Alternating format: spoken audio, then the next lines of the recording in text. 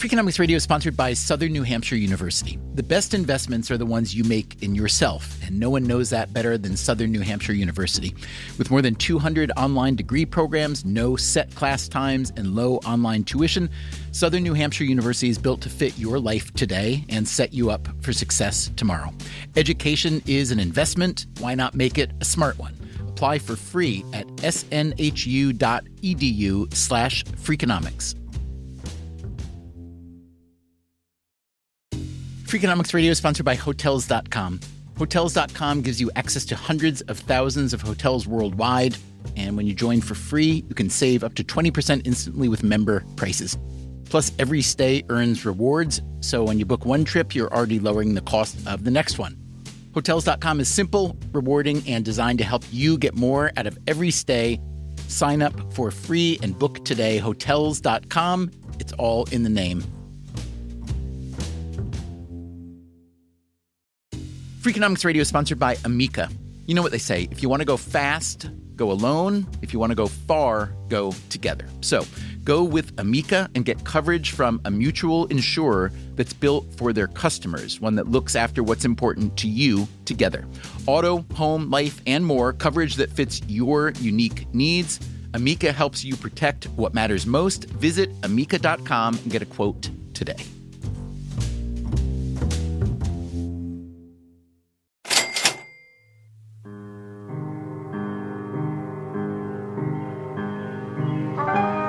My name is Allison. This is my last semester at Duke University. We are at Minneapolis Technical and Community Mitchell College. State University in St. Paul. First year at Leslie University. I'm at University of North Carolina. Sophomore, go to Morehouse College. I'm Jasmine. I'm a freshman, and I'm at Harvard University. I'm Jasmine, and I'm a freshman, and I'm at Harvard University. You guys are both Jasmine? Can I ask y'all some questions? This is for a show called Freakonomics Radio. What? Of course. I'm an economics major and philosophy minor. Bring it. Oh, good. Jeffrey Williams from East Atlanta, Georgia. Do you think college is worth it? I feel like if a bunch of people from the community just sat in a park every day for 3 months straight and just exchanged books and had lectures, we'd learn much more than we had in 3 years here. I guess when I came here, I was expecting, I put a lot of time and effort and money into this, and, I want to get that out, and it's not, looking that way right away, so. I always worry because of what the economy's like and everything, if I'm going to have a job, if there's going to be a job out there for me. So in today's day, a college degree is what a high school diploma was, decades ago.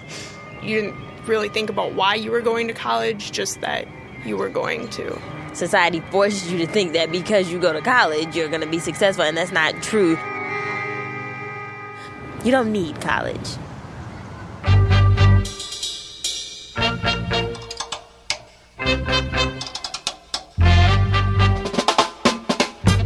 From WNYC and APM, American Public Media, this is Freakonomics Radio, the podcast that explores the hidden side of everything. Here's your host, Stephen Dubner.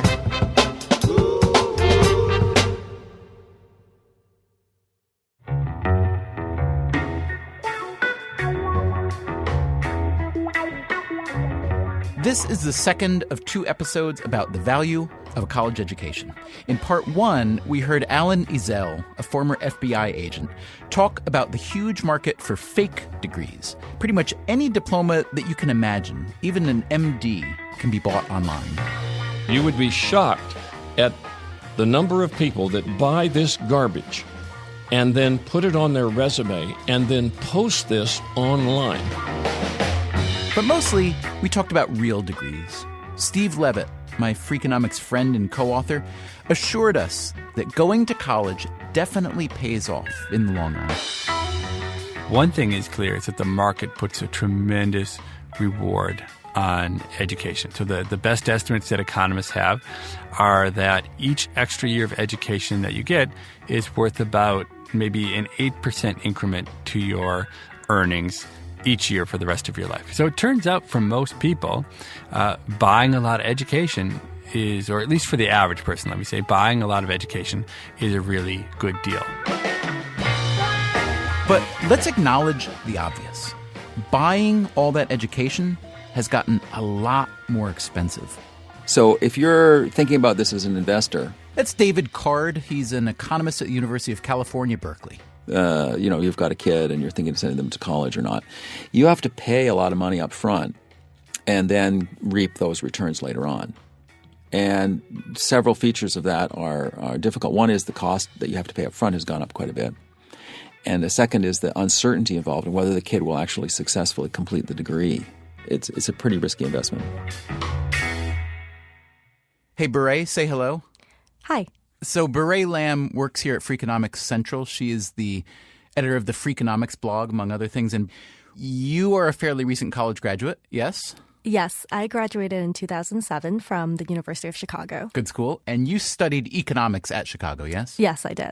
So economists always talk about the returns to education. That is, that a college degree hugely increases your chances of making a good living. So you must know these numbers by heart? Of course. All of us know these numbers are, as college graduates, that they're on our side and that statistically college grads will make a lot more money over a lifetime than those who don't go to college. And you take great comfort in knowing these numbers, I assume, yes? More comfort when I was in college than now. So what's the problem? Why do they offer less comfort now?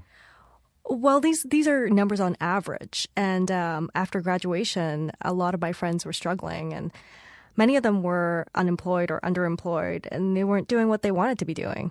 It was hard to look at those numbers. Right. So the numbers in the aggregate paint this pretty great picture, but if you're not living that life, then it's not so pretty. Right. I called up one of my friends to talk about this. His name is Luke Annable, and we graduated together from the University of Chicago. What, did Luke study economics as well? No, he studied English. Okay. And what's Luke doing for a job now? Luke's a bartender in Tucson, Arizona. All right, so let's hear what Luke had to say, yeah?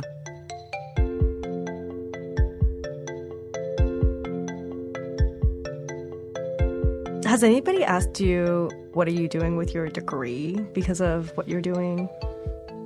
I think so. I think my parents finally stopped asking that question, which is nice. Yeah, I guess, in the media and in general, there's this conversation about whether college is worth it. I know you don't have second thoughts about that. You're glad you went. But yeah, definitely. What that next step is kind of blurry for all of us. I think so. And I think for how sort of positive and confident and proud I am of the institution, I always felt like the career programming was kind of farcical. It was like the college would hire the people who couldn't get jobs to teach you about how to get a job so they could boost the numbers of graduates that had jobs. Yeah. It was just kind of silly. And then I think when you say, is it worth it, you have to ask, worth what? Financially, was it worth $160,000? I mean, I don't know. I probably haven't made $160,000 in the past 4 years. It's okay. I haven't either.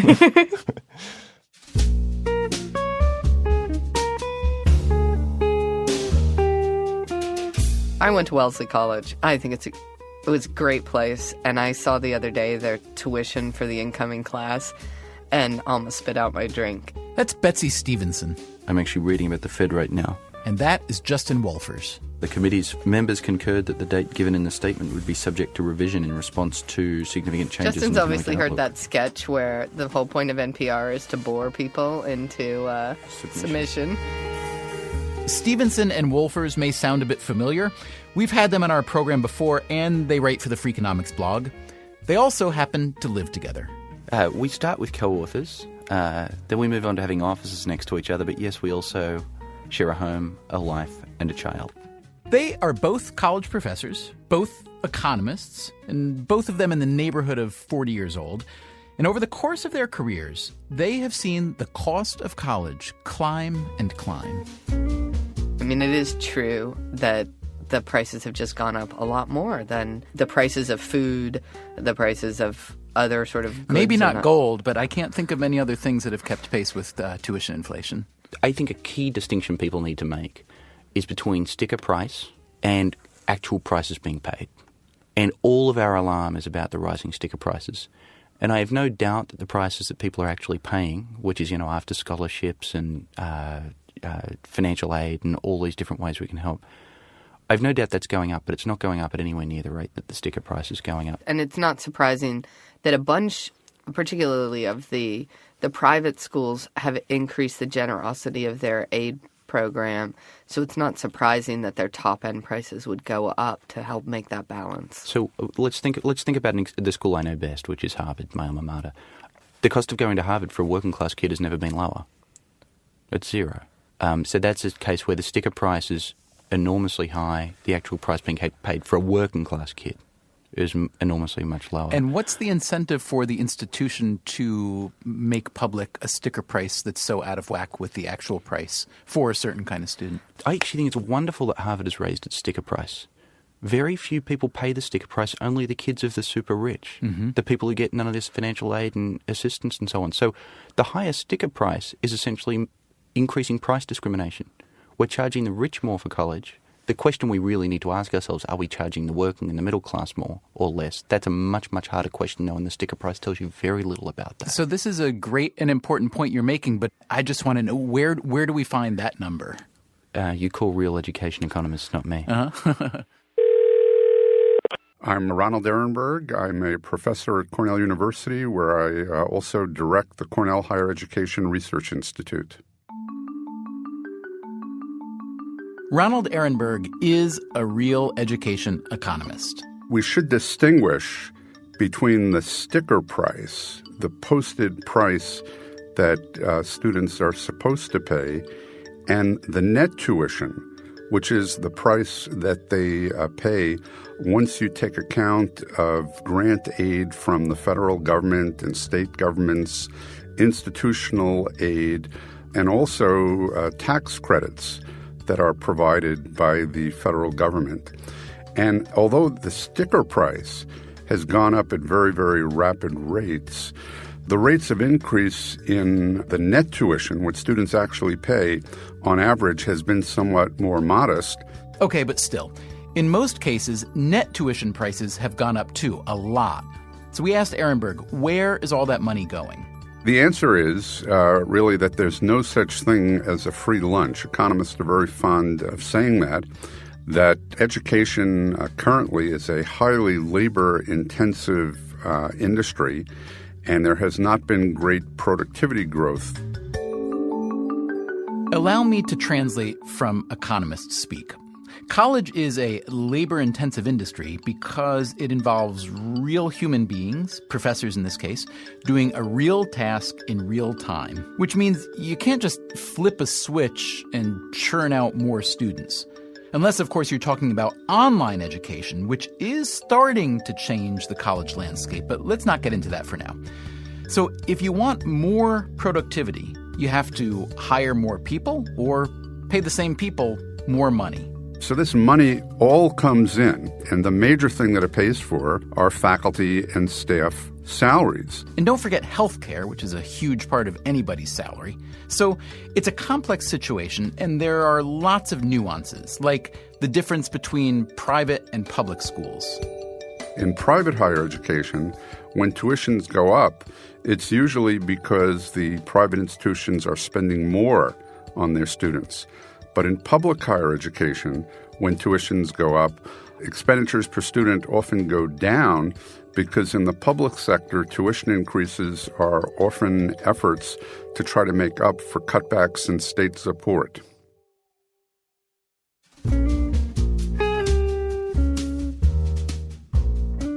So that's the supply side. What do we know about the demand side, the students? Here are some numbers. Roughly 2/3 of students attending college today receive some kind of financial aid, grants, loans, scholarships, education tax credits, and so on. And how much does that aid help? Well, about 2/3 of the students who graduate do so with debt, and their average debt is about $23,000. Now, that's not a trivial amount, but if the returns to education are as big as economists say they are, well, the math can still work. So for a family thinking about sending a kid to college but struggling with the cost, it might help to think a bit like an economist, to think about stretching your dollars. Here, once again, is David Card. You don't have to live in the dorm. You can live with your parents, which is what they do in all of Europe. You don't have to go to the elite private school. You can go to the best public school you can get into. And it's the reality today is the majority of kids going to college are working part-time. So for the most part, this seems like good news. The returns to education are huge, and college, despite some serious tuition inflation, doesn't cost as much as it may seem, at least relative to its value. So, does that mean that everyone should go to college? I think that people often make the mistake of not thinking through the problem as systematically and thoroughly as an economist would advise. So first of all, there are two major costs of college. Everybody thinks about tuition. But there's another equally important cost, and that's the opportunity cost of not working.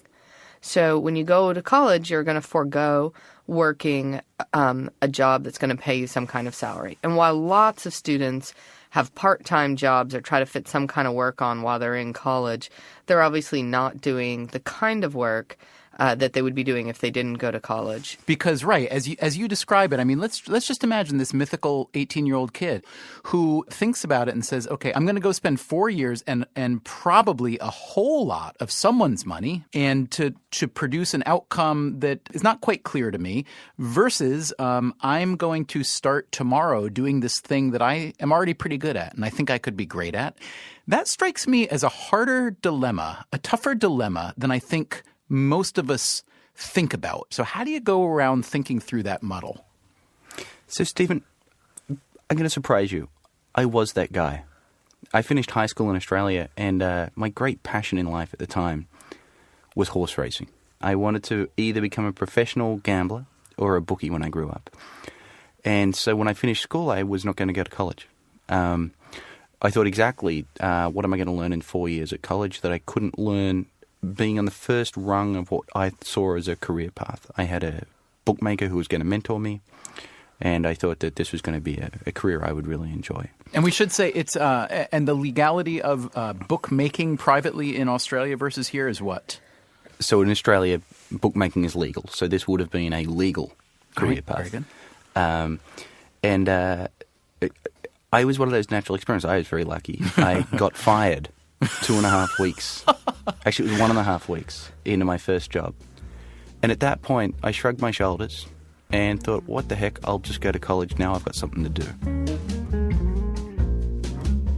So when you see these numbers, when you see such relatively low unemployment, the more education you have, when you see relatively more money, earning more money, the more education you have, do you ever wonder, how can there possibly be a debate about the value of college? Well, the debate is about, is it worth it for the marginal kid? And if it is, what should they be doing? What should they be studying? Why is it going to matter for them? And so if you're trying to figure out for an individual kid what's going to be the return for them, I think it's a lot harder. Yeah, so if you had to grade some of the exams I've had to grade, the worst kid in my class is the marginal kid. And that kid, most of my students are outstanding, spectacular. They learn a lot. Their exams are brilliant. But the students right at the bottom, it's not clear they understood a word I said. And so I think, if the alternative is casual work, retail jobs, dead-end jobs, going nowhere jobs, then I would say I'd look any 18-year-old kid in the eye and say, 4 more years of this isn't taking you anywhere. 4 more years of college may well take you somewhere. For kids who are going to start a trade, apprentices and the like, for whom 4 years in the workforce is going to be an investment in their future, there I think it's a lot harder. I think if I had a kid who was good with their hands and not academically inclined and they could find a good apprenticeship, sure, I'd encourage them to follow that. So Wolfers and Stevenson aren't arguing that college is right for every kid, but what about their kid?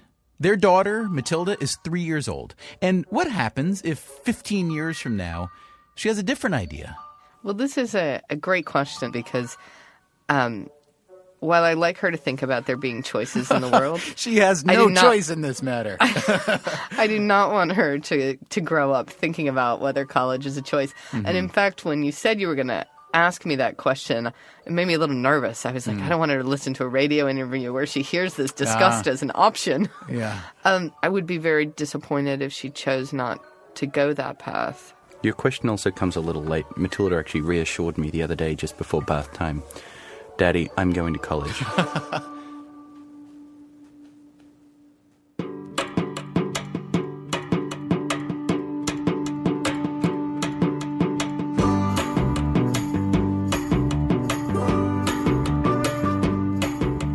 Coming up, Steve Levitt tries to explain the magic that happens in a college classroom. Or maybe it's not in the classroom. And it's kind of hard when you watch it to figure out where it is that the value is added.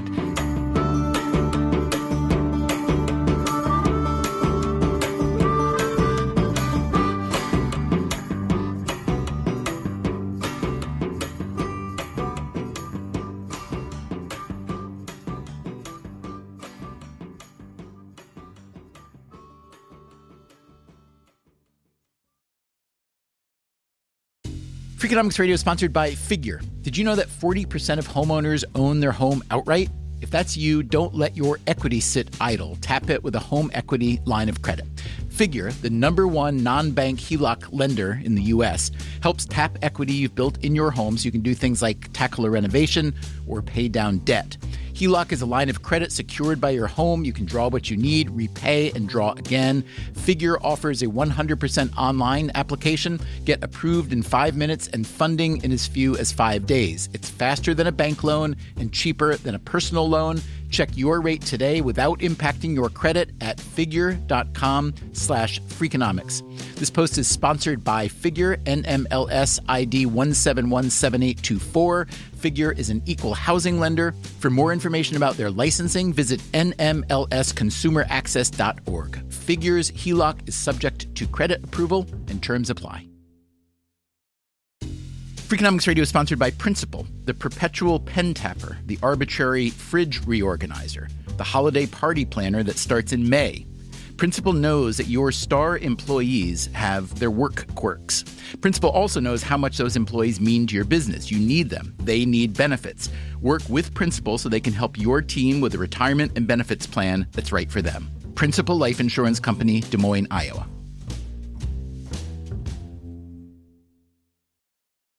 Freakonomics Radio is sponsored by Range Rover Sport, a vehicle that blends power, poise, and performance. With a distinctly British design, the Range Rover Sport is built to take on roads anywhere. Free from unnecessary details, its raw power and agility shine. Combining a dynamic sporting personality with elegance and agility, it delivers an instinctive drive. Its assertive stance hints at an equally refined driving performance. Defining true modern luxury, the Range Rover Sport features the latest innovations in comfort and convenience. The cabin air purification system, alongside the active noise cancellation, creates a new level of quality, comfort, and control. Terrain Response 2 offers 7 terrain modes to choose from, fine-tuning the vehicle for any challenging roads ahead. A force inside and out, the Range Rover Sport is available with a choice of powerful engines, including a plug-in hybrid with an estimated range of 53 miles. Build your Range Rover Sport at rangerover.com/US/sport. From WNYC and APM American Public Media, this is Freakonomics Radio. Here's your host, Stephen Dubner.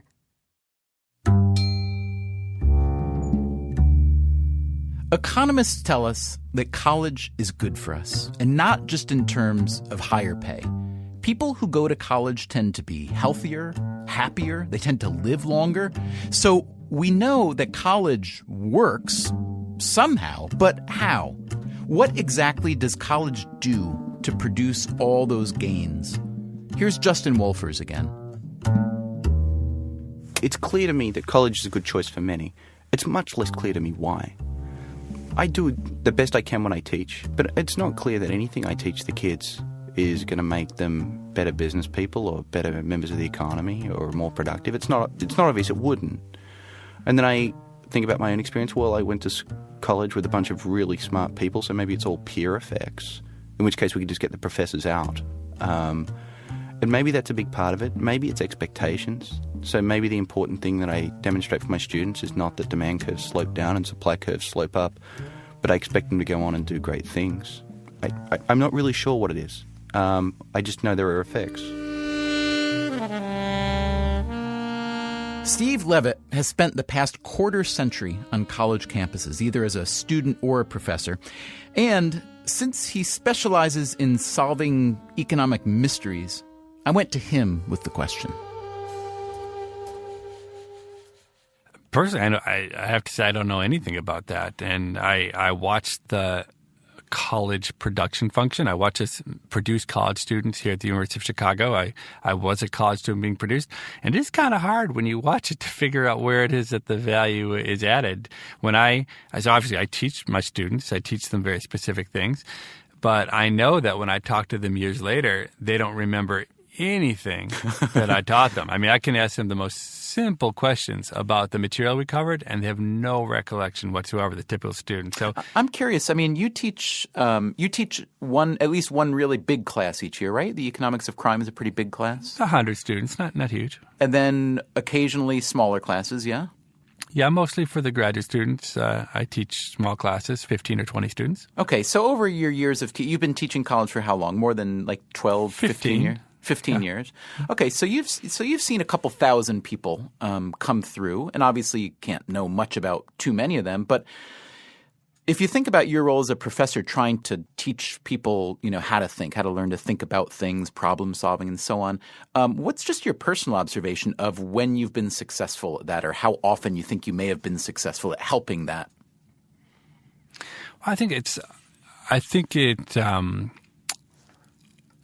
I would say about 5 of those students have later written me and said, hey, you really helped me learn how to think. Mm-hmm. Okay, so that's the only direct evidence I have. I give them exams. And my exams are really, a lot of my exams are about how to think. A counter argument to what I'm saying about teaching kids how to think is that the returns that students get from other kinds of education, so real actual skills like trade schools, I think they're a real return. So I did a study many years back that looked at Chicago public schools, and it turned out that the single biggest impact of school choice in the Chicago schools was giving kids who are not doing well in the traditional kinds of schools the opportunity to go to trade culinary school or schools that actually taught them real skills. So clearly you can see how going to school to learn real skills like nursing or something like that could have huge returns. The tougher question is these general liberal arts education. What are you learning? And it's something economists haven't even tried to really think about very much. I'm Biddy Martin. I'm president of Amherst College. Biddy Martin is not an economist. Before becoming an administrator, she was a professor of German and women's studies. But as a college president, she's thought a lot about the power of education and what happens to people during those 4 years. Martin herself grew up in rural Virginia.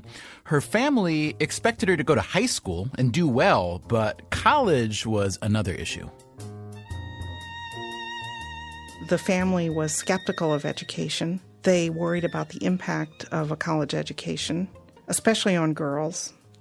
They made it clear to me that it was more important for boys to be educated than for me.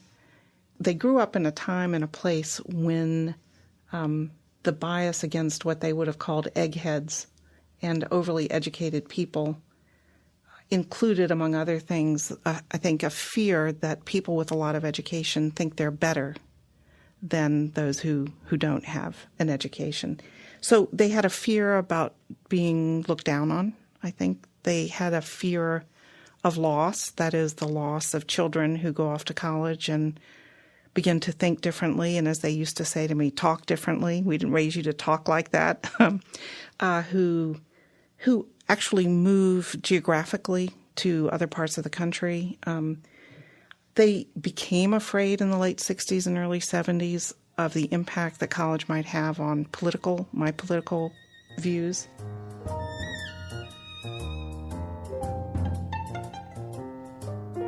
In high school, Martin had a guidance counselor who encouraged her to apply to college. And over time, her family came around to the idea, even supported her.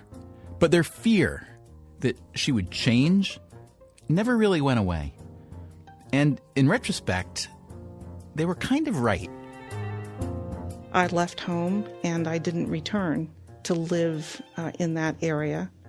I made choices about my life, the kind of work I wanted to do, the people I wanted to be with, that were hard for them, and they never ceased being hard for them.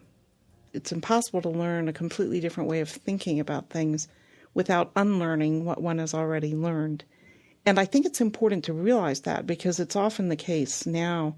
People think about education as the acquisition of new things, as if it were an unproblematic and promising process simply of adding to what one already knows or thinks. And the truth is, it is transformative. And that means upending a whole set of assumptions about how to see things, what's possible, what's real.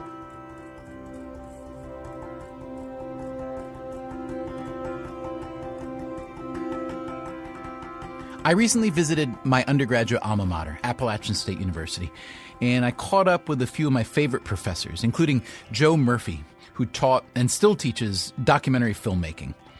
If you asked me whether I learned a lot from Joe Murphy, I'd say that absolutely I did. If you asked me what I learned, that's a lot harder to say. So I asked Joe to describe, from his perspective, what happens to a kid who goes to college. Well, I think the best thing people can learn in college is to not be afraid of the new or the different. You know, that these people come to the college, or most people come to college with a fairly walled-off background of experience. You know, they come from a high school in a small town, even a high school in a city. They don't know many people. They haven't met many different kinds of racial, ethnic groups, or they haven't been exposed to ideas that are radically different from their parents' ideas. And so what I hope they take away from college, and I think the better ones do, is an openness to other people, other ideas, you know, diversity, the great diversity that's in life. Yeah. I mean, I'll tell you, that's what happened to me. Even a place like Appalachian State University in Boone, North Carolina, which you would think would be pretty homogenous, some of the best friends I made here happened to be guys on the soccer team. There were the Nigerians and Keith Lane from Ghana, and my good friend Greg Cuddy from Ireland, who unfortunately has passed away. And I mean, it was a UN in the middle of the North Carolina. It was bizarre. No expectation of that. So to me, coming down, all these people were these wildly worldly people.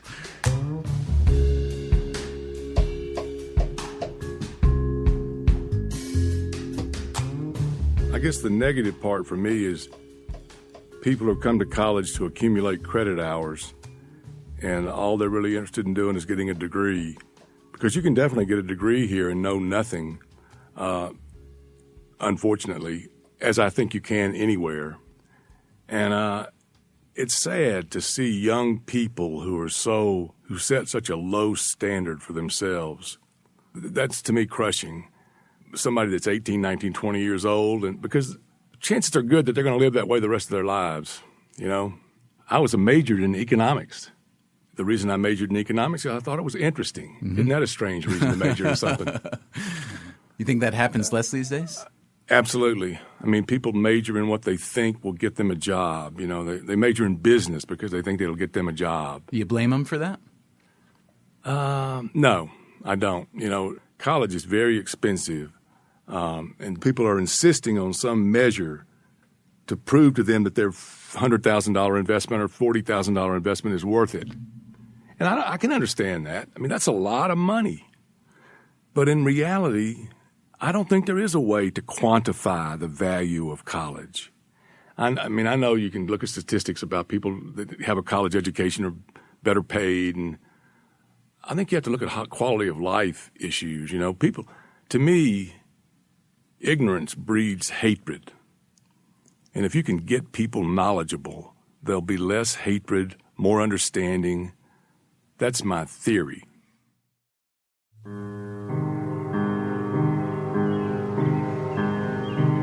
It's a question I've been asking myself a lot lately, if it's worth it or not to go to college. College is definitely worth it. Without an education, no one can go far. It doesn't matter what you decide to do. Just being even be able to socialize and become a mature person, so when you hit the workforce, you're not as immature as you are when you came out of high school. Higher education is the best thing, and I think a human being is nothing without education. I choose to go to college because I want to advance myself. I need a good family. I need a good job. I need a well-paid job. So if I'm educated, gradually those things will come my way. I'm not going to college to make more money, interestingly enough. I'm actually here because this stuff interests me. When I really look back at what I've done, I'm about to graduate, and I really didn't do a thing. I really just want to be happy. Whatever that means.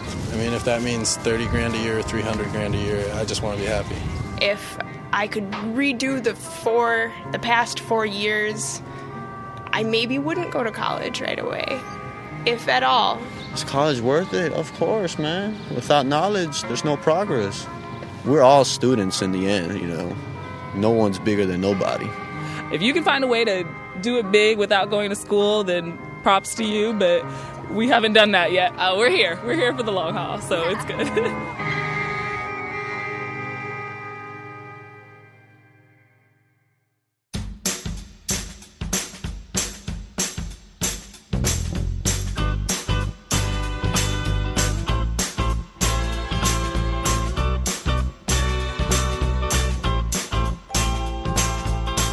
Freakonomics Radio is produced by WNYC, APM, American Public Media, and Dubner Productions. This episode was produced by Catherine Wells. Our staff includes Susie Lechtenberg, David Herman, Beret Lamb, and Chris Bannon.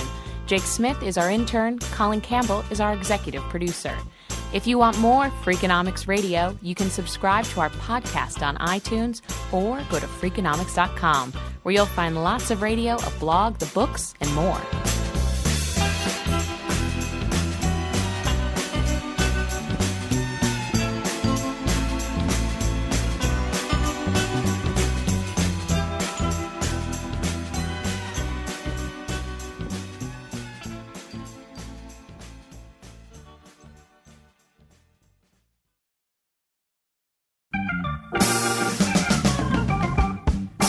Coming up on our next podcast, you've dreamed about it, working from home. But would you actually get any work done?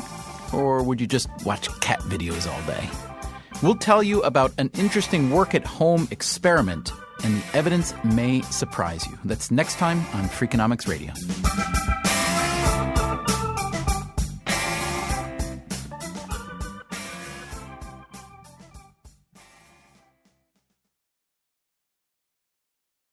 Freakonomics Radio is sponsored by Vitamix. According to the LA Times, the average American home contains 300,000 items, including a staggering number of appliances. All those gadgets, just clutter. But there's one tool that delivers what a dozen others only promise. From pureeing to chopping, Vitamix blenders bring the power of an entire kitchen to your countertop, offering enduring performance and precision you can count on. In a world full of clutter, do more with less.